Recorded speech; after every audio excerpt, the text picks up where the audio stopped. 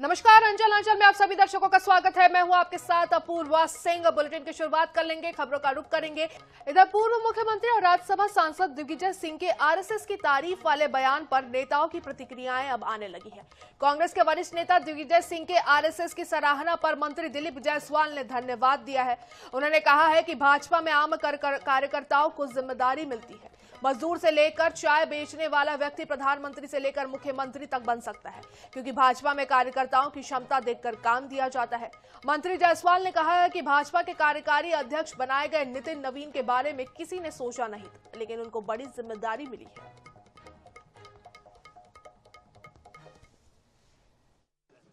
दिग्विजय सिंह जी क्या बोलते हैं, क्या करते हैं, ये आप सब लोग जानते हैं। और ना उनकी टिप्पणी से भारतीय जनता पार्टी में कुछ होता है, ना कुछ होने वाला है। भारतीय जनता पार्टी ही एक ऐसी पार्टी है जिसमें एक गरीब से गरीब व्यक्ति, चाय बेचने वाले के परिवार से भी व्यक्ति प्रधानमंत्री बन जाता है। एक किसान का बेटा भी मध्य प्रदेश में मुख्यमंत्री रहे हैं, माननीय शिवराज जी। एक हुकुमचंद मिल में काम करने वाले मजदूर का बेटा भी मध्य प्रदेश में मुख्यमंत्री डॉक्टर मोहन यादव जी। ये भारतीय जनता पार्टी है। अगली खबर का रुख करेंगे तो एसआईआर में बांग्लादेशी मिले तो कान पकड़कर बाहर फेंकेंगे। छत्तीसगढ़ के गृह मंत्री विजय शर्मा के इस बयान पर पूर्व संसदीय सचिव विकास उपाध्याय ने बड़ा बयान दिया है। उपाध्याय ने आरोप लगाया है कि भाजपा अल्पसंख्यकों को डराने धमकाने की राजनीति कर रही है। बृजमोहन अग्रवाल 50,000 रोहिंग्या बांग्लादेशी की बात कहते थे, पर आज तक बांग्लादेशी और रोहिंग्या मुसलमानों को खोज नहीं पाए। कांग्रेस नेता विकास उपाध्याय ने सवाल किया कि 27 लाख लोगों में कितने बांग्लादेशी और रोहिंग्या है, भाजपा बताए। भाजपा फिर धर्म के नाम पर रोटी सेकने का काम कर रही है। तो कांग्रेस नेता विकास उपाध्याय ने आरोप लगाया है भाजपा अल्पसंख्यकों को डराने की राजनीति कर रही है। उनका कहना है एसआईआर में बांग्लादेशी मिले तो कान पकड़कर बाहर फेंकेंगे। ये बयान निकलकर सामने आया था विजय शर्मा का, जिस पर अब विकास उपाध्याय ने गंभीर आरोप लगाए हैं। मुस्लिम समाज के लोगों ने कल एक प्रदर्शन किया और उस प्रदर्शन के बाद छत्तीसगढ़ के उप मुख्यमंत्री गृह मंत्री विजय शर्मा जी का बयान आता है कि एसआईआर में सहयोग करना होगा। भारतीय जनता पार्टी क्यों आखिर अल्पसंख्यक समाज के लोगों को, अल्पसंख्यक वर्ग के लोगों को, चाहे उसमें मुस्लिम हो चाहे उसमें ईसाई हो, ये अलग अलग तरीके से प्रताड़ित करने का काम किया जा रहा है? क्या दबाव की राजनीति, क्या डराने की राजनीति कर रहे हैं, क्या धमकाने की राजनीति कर रहे हैं? वो कहते हैं एसआईआर के माध्यम से जो बांग्लादेशी मिलेगा उसको कान पकड़कर यहां से वापस बांग्लादेश भेजा जाएगा। इनके नेता भारतीय जनता पार्टी के सांसद हैं भी बृजमोहन अग्रवाल जी, विधानसभा में सत्र के दौरान लगातार कहते रहे कि दक्षिण विधानसभा रायपुर में 50,000 से ज्यादा रोहिंग्या मुसलमान हैं, बांग्लादेशी हैं। आज तक ये खोज नहीं पाए, कोई मिल नहीं पाया। क्या 27 लाख लोगों का नाम एसआईआर के माध्यम से कटा है? क्या निर्वाचन आयोग भारतीय जनता पार्टी को ये लिस्ट निकाल कर देगी कि इसमें कितने बांग्लादेशी हैं? तो शासकीय नौकरी का सपना देखने वाले युवाओं को ठगने का नया तरीका राजनांदगांव जिले से सामने आया है। अनेक रेलवे स्टेशनों पर फर्जी भर्ती पोस्टर चिपकाए जा रहे हैं, जिसमें लड़के लड़कियों के नाम और फोटो का इस्तेमाल कर रेलवे में नौकरी का लालच दिया जा रहा है। ऐसे ही पोस्टर राजनांदगांव के रेलवे स्टेशन में भी देखने को मिले। पोस्टरों में दिए फोन नंबरों पर संपर्क करने पर ठग युवाओं से रजिस्ट्रेशन फीस, प्रोसेसिंग चार्ज के साथ अन्य प्रक्रियाओं के नाम पर लाखों रुपए ऐंठ रहे हैं। बाद में फर्जी अपॉइंटमेंट लेटर थमाकर गायब हो जा रहे हैं। स्टेशन मास्टर ने इस मामले पर गंभीर चिंता जताई है। उन्होंने बताया है कि यह मामला तब संज्ञान में आया जब कुछ लोग नौकरी के बारे में पूछताछ के लिए मेरे पास आए। स्टेशन मास्टर ने कहा है कि रेलवे में किसी भी तरह की भर्ती रेलवे के माध्यम से ही होती है। हाँ, जैसे मेरे भी संज्ञान में आया है, एक दो लोग आए थे जानकारी लेने के लिए। मैं राजनांदगांव शहर में देखा हूँ कि बहुत जो है पम्पलेट लगे हुए हैं कि रेलवे में लड़की लड़कियों की भर्तियां हो रही, जो बिल्कुल निराधार है, निरर्थक है। मेरे इस चैनल के माध्यम से मेरी अपील है यहाँ के युवाओं से कि इस तरीके के फर्जी फेरबड़ा में ना फंसे और रेलवे इस प्रकार की कोई भी गतिविधि में शामिल नहीं होती है। उसका रेलवे में भी भर्ती होना है तो बाकायदा एग्जाम की तैयारी करें और अपने भविष्य को उज्जवल बनाए। इधर मेट्रो प्रोजेक्ट की जद में आ रहे पेड़ों और हजारों पक्षियों को बचाने की मांग को लेकर राष्ट्रीय जनहित पार्टी ने इंदौर के रीगल चौराहे पर प्रदर्शन किया।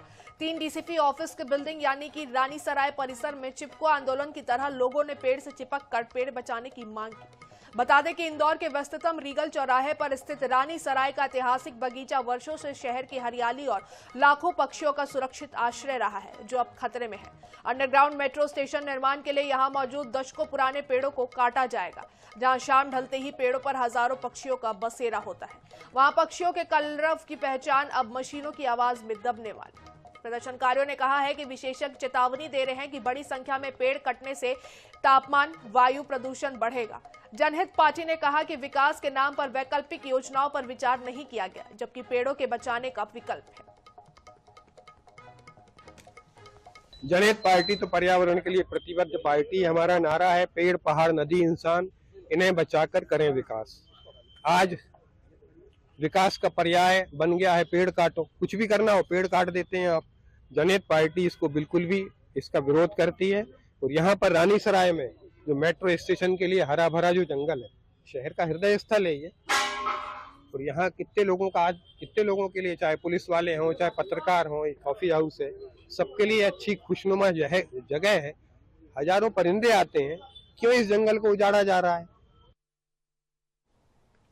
अगली खबर मध्य प्रदेश के उज्जैन से, जहां लौटी कॉलेज के पास स्थित लगभग 80 साल पुरानी मील की चिमनी को विस्फोट के जरिए गिरा दिया गया। यह चिमनी 150 फीट लंबी और 36 फीट चौड़ी थी।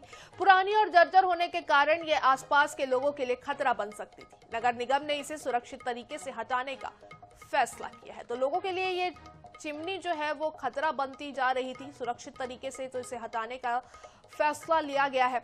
विस्फोट से इस चिमनी को गिराया गया है। उज्जैन से खबर है, जर्जर अवस्था में ये चिमनी थी और इससे काफी ज्यादा खतरा भी लोगों को हो रहा था। उस खतरे को देखते हुए ये फैसला लिया गया और इस चिमनी को विस्फोटक के जरिए जमींदोज कर दिया गया।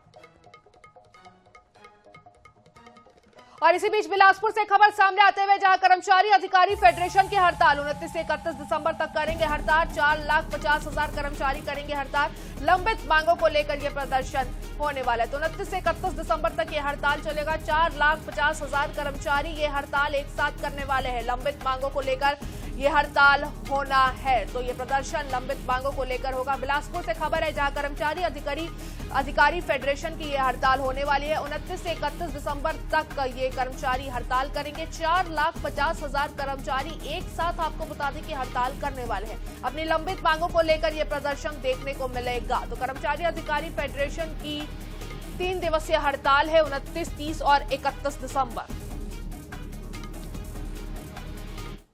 अगली खबर दुर्ग से, जहां नशा करते 6 आरोपी गिरफ्तार। सिंथेटिक हेरोइन का कर रहे थे नशा। कार में बैठकर कर रहे थे नशा। कार समेत 9 लाख की संपत्ति जब्त। आरोपियों में 2 नाबालिग भी शामिल। सिरसा भाटा मेहंदी बाड़ी का ये पूरा मामला है। तो कार में बैठकर नशा कर रहे थे ये आरोपी, जिन्हें पुलिस ने गिरफ्तार किया है। कार समेत 9 लाख की संपत्ति भी उनसे जब्त की गई है। और आरोपियों में आपको बता दें कि 2 नाबालिग भी शामिल बताए जा रहे हैं। दुर्ग के सिरसा भाटा मेहंदी का ये पूरा मामला बताया जा रहा है। मेहंदी बाड़ी का, सिरसा भाटा के मेहंदी बाड़ी का ये पूरा मामला है। दुर्ग से खबर, जहां नशा करते 6 आरोपी गिरफ्तार हुए हैं। एक खबर बलौदाबाजार से भी, जहां 2 गांजा तस्कर गिरफ्तार किए गए हैं। तस्करों से 2 किलो गांजा जब्त किया गया है। आरोपियों में एक नाबालिग भी शामिल है। स्कूटी से गांजा की तस्करी कर रहे थे। साइबर सेल पल्लारी पुलिस की कार्रवाई है। आरोपियों में आपको बता दें कि एक नाबालिग भी शामिल बताया जा रहा है। स्कूटी से गांजा तस्करी कर रहे थे ये आरोपी। तो तस्वीरें भी निकलकर सामने आई हैं उन आरोपियों की जो ये गांजा तस्करी कर रहे थे। साइबर सेल और पलारी पुलिस की संयुक्त कार्रवाई बताई जा रही है। बलौदाबाजार से खबर है, जहां 2 गांजा तस्कर आपको बता दें गिरफ्तार हुए। तस्करों से 2 किलो गांजा भी जब्त किया गया है। इसके साथ ही आरोपियों में एक नाबालिग भी शामिल है। खबरों का सिलसिला जारी रखते हैं तो पन्ना टाइगर रिजर्व में वन विभाग के कर्मचारियों पर हमला हुआ। अवैध सागौन कटाई की सूचना पर पहुंचे एक फॉरेस्ट गार्ड और एक सुरक्षा श्रमिक पर आधा दर्जन हमलावरों ने लाठी, डंडों और कुल्हाड़ी से हमला कर दिया। इस हमले में दोनों वनकर्मी घायल हो गए। घटना शुक्रवार शनिवार दरमियानी रात टाइगर रिजर्व की गुमानगंज बीच में हुई। बीट गार्ड दिनेश कुमार चक्रवर्ती और सुरक्षा श्रमिक चेला यादव सागौन के पेड़ों की अवैध कटाई की सूचना पर मौके पर पहुंचे थे। वहां पहले से घात लगाए बैठे आरोपियों ने उन पर अचानक से हमला कर दिया। हमले में बीट गार्ड के हाथ में फ्रैक्चर हुआ और उनकी आंख के पास गंभीर चोट आई है। सुरक्षा श्रमिक के भी हाथ में कुल्हाड़ी के वार से गहरा घाव हो गया है। फिलहाल दोनों का जिला अस्पताल में इलाज जारी है।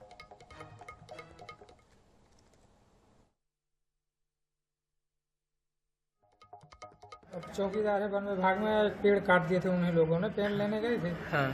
और पेड़ रह के वापस में भी आ गए अपने गेट के पास, मार दिया, मारपीट कर दी शुरू। अपने वो पेड़ उन्हीं लोगों ने काट दिया, डिपो ला रहे थे पेड़ को। अच्छा। सागौन का पेड़। हाँ हाँ हाँ। वन चौकी वन संपदा के कारण अपने वो गया। अच्छा, जानकारी लगी थी कि वहाँ के पर किसी ने काटा है सागौन? हाँ, जानकारी मिली थी, हमारी विभागीय जानकारी। ये लोग जो शाम की गश्ती पर थे, इनको सूचना प्राप्त हुई कि सागौन का एक पेड़ काटा गया है। तो पेड़ काटे जाने की सूचना मिलने पर ये लोग गए और जाकर के इन्होंने पेड़ का जो कटा हुआ पेड़ था उसको ये लोग जो परिवहन करके ला रहे थे चौकी पर।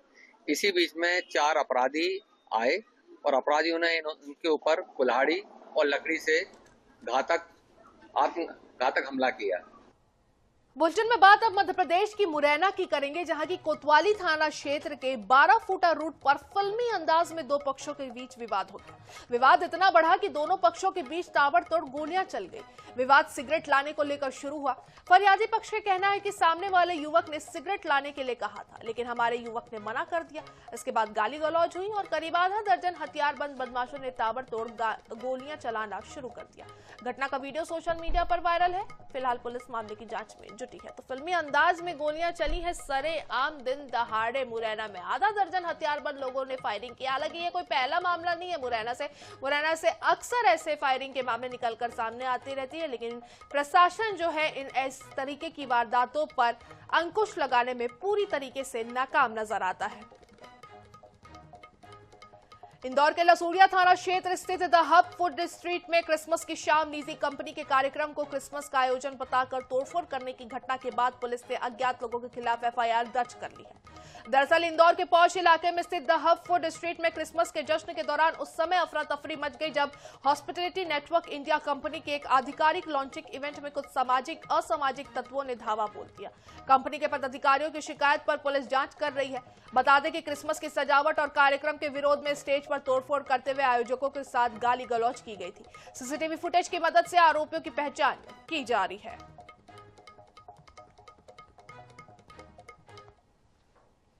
उनकी आधिकारिक लॉन्चिंग थी और उसमें उनके द्वारा स्टेज वगैरह लगाई गई थी, जहां पर कुछ लोगों ने आकर अज्ञात लोगों ने आकर वहां गाली गलौज किया, असली गाली गलौज किया, जान से मारने की धमकी दी और तोड़फोड़ की। फिलहाल जो इसमें 296, 324 और 351 जान से मारने की धमकी और तोड़फोड़ और गाली गलौज, असली गाली गलौज की धारा में अज्ञात लोगों के खिलाफ प्रकरण पंजीबद्ध कर लिया गया है। अगली खबर भी इंदौर से ही, जहां नए साल से पहले पुलिस ने सख्ती दिखाई है। शहर के 3 थाना क्षेत्रों में पुलिस ने शुक्रवार को कार्रवाई करते हुए पब और बार को सील किया है। पुलिस की जांच में ये पब नियमों का उल्लंघन करते हुए पाए गए थे। पुलिस ने कुछ दिनों पहले ही सभी पब संचालकों की बैठक में निर्देश दिए थे। इसके बावजूद भी शहर में कई संचालक तय सीमा के बाद भी पब संचालित कर रहे थे। इसलिए इंदौर के भंवरकुआ, विजयनगर और लसूड़िया थाने में पुलिस ने एक्शन लिया। शिकायत पर जब पुलिस पहुंची तो लोगों को अंदर बने केबिन में छुपा दिया गया। पुलिस ने तलाशी लेकर सभी को बाहर निकाला। दूसरी कार्रवाई विजयनगर पुलिस ने की। यहां पब को बाहर से बंद कर अंदर पार्टी की जा रही थी। जब पुलिस पहुंची तो अंदर से गानों की आवाज आ रही थी। वहीं तीसरी कार्रवाई लसूड़िया इलाके में भी की गई। यहां ओपन पब पर तेज आवाज में गाने बजाए जा रहे थे। इस दौरान लोगों से थाना प्रभारी के बीच सवाल जवाब भी हुआ। पुलिस ने कोलाहल अधिनियम के तहत 2 पबों पर एफआईआर दर्ज की है। नए वर्ष को लेकर लगातार कार्रवाई की जा रही है। इसी तरह 3 थाना क्षेत्रों में कल कार्रवाई हुई है, जिसमें भंवरकुआ थाना क्षेत्र में टुलुम रिजॉर्ट जो हल्दा में वहाँ सूचना मिली थी कि बहुत तेजी से साउंड बजाया जा रहा है, रात में पार्टी चल रही थी। रात्रि 2 बजे थाना प्रभारी और अन्य टीमों के साथ जब दबिश दी गई तो वहाँ पर कई लोग शराब पीते हुए मिले, सेवन कर रहे थे। वहाँ पर जो रिजॉर्ट है वहाँ पर उनके पास कोई भी वैध लाइसेंस नहीं था शराब पिलाने का, और साउंड सिस्टम भी काफी तेज कोलाहल अधिनियम के तहत उसको भी जब्त कर लिया गया है। तो मध्य प्रदेश कांग्रेस में एक बार फिर नियुक्तियों पर विवाद हो गया, लेकिन इस बार विवाद इतना बड़ा था कि मीडिया विभाग के अध्यक्ष मुकेश नायक ने इस्तीफा ही दे दिया।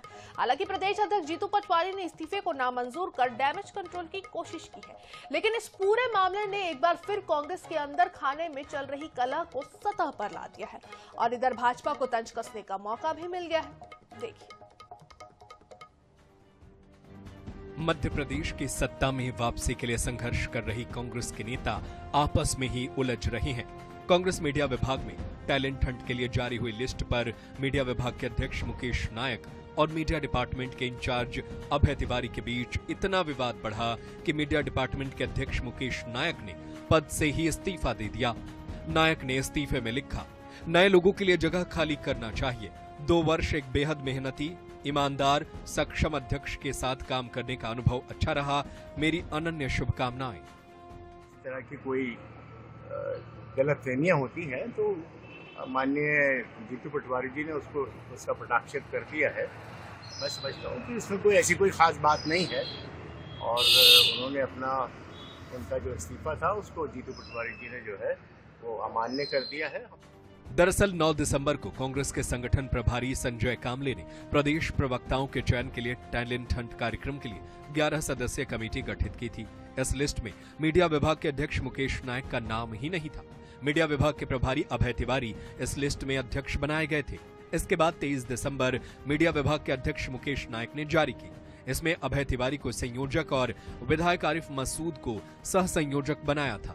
नायक ने टैलेंट हंट के लिए नेताओं को क्लस्टर वार जिम्मेदारियां दी थी। मुकेश नायक की इस लिस्ट पर 26 दिसंबर को अभय तिवारी ने पत्र जारी कर आपत्ति जताई। 27 तारीख को मुकेश नायक ने इस्तीफा दे दिया। हालांकि इसे तुरंत नामंजूर भी कर लिया गया। इस पूरे घटनाक्रम पर बीजेपी तंज कस रही है। कांग्रेस मीडिया विभाग के अध्यक्ष मुकेश नायक के इस्तीफे के साथ कांग्रेस की अंतर्कलह सिर्फ फुटबॉल सामने आ गया है। कांग्रेस पार्टी में वरिष्ठ नेताओं को अपमानित करने की, उपेक्षित करने की परंपरा है। इसी अपमान और उपेक्षा की वजह से मुकेश नायक जैसे वरिष्ठ नेता को इस्तीफा देना पड़ा। कांग्रेस पार्टी में केवल और केवल चाटुकारों के लिए जगह है। कहा जा रहा है कि कम्युनिकेशन प्रभारी अभय तिवारी ने मुकेश नायक के आदेश को निरस्त कर दिया था। इसके पीछे उनका तर्क था कि टैलेंट हंट कार्यक्रम किसी विभाग के अंतर्गत नहीं है, लिहाजा मुकेश नायक को नियुक्ति करने का हक नहीं है। राजनीति में अभय तिवारी मुकेश नायक से बहुत जूनियर है। नायक मंत्री रहे हैं। सूत्रों की माने तो यही बात नायक को खटक गई और उन्होंने इस्तीफा दे दिया। हालांकि जीतू पटवारी ने डैमेज कंट्रोल करने की कोशिश की है। देखना होगा वो कितने सफल होंगे। भोपाल से INS 24/7 के लिए अंकुश मौर्य की रिपोर्ट। तो अंचल के इस बुलेटिन में फिलहाल के लिए बस इतना ही। नमस्कार।